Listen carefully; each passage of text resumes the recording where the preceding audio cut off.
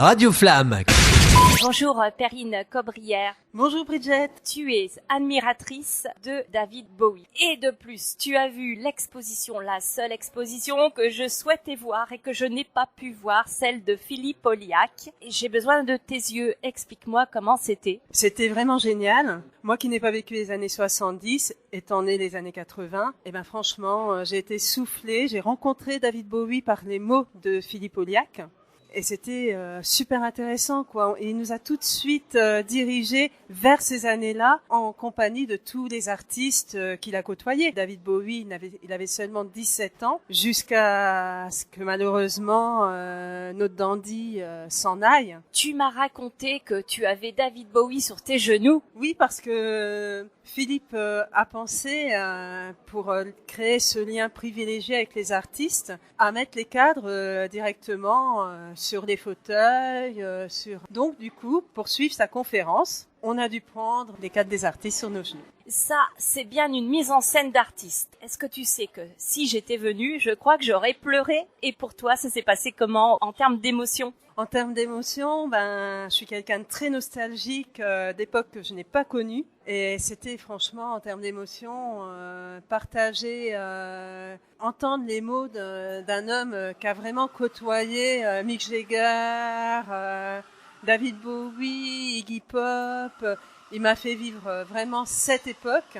Les anecdotes, que je connaissais certaines anecdotes sans savoir qu'il s'agissait de lui, que c'était lui qui les avait vécues avec ces artistes. Ça m'a soufflé aussi. Ça m'a soufflé d'enfin pouvoir parler à un homme qui a autant de vécu, qui a rencontré autant de monde, qui a vraiment côtoyé plus que rencontré, parce qu'il avait des liens privilégiés avec eux.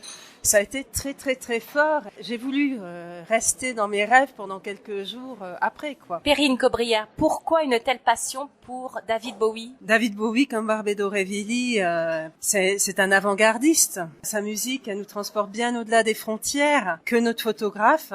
Il nous a permis de franchir, en compagnie de toutes ces étoiles du rock, en son seul objectif photo, son récit, quoi. Chapeau. Ah, chapeau Philippe Olliac, oui. Quelqu'un à connaître.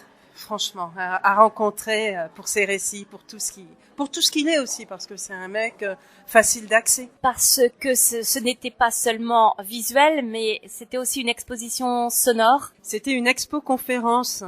Donc du coup, Philippe Olliac a été là du début à la fin. Et il nous racontait les petites anecdotes qu'il avait vécues avec les rockstars, les petits moments privilégiés, ces petits trucs, comment il a rencontré pour la première fois David Bowie et Iggy Pop, qui étaient ensemble lors de la rencontre. Parle-moi du lieu. Est-ce que c'était un lieu propice à une exposition de ce type-là ? L'hôtel Grand Valcalini était l'écrin idéal pour recevoir une telle expo. Déjà, la propriétaire est très ouverte d'esprit, c'est Maud Fauvel, si bien connue. Et franchement, le rock se marie très bien avec Barbet d'Aurevilly, quoi. Merci beaucoup, Perrine Cobrière. Radio Flamme.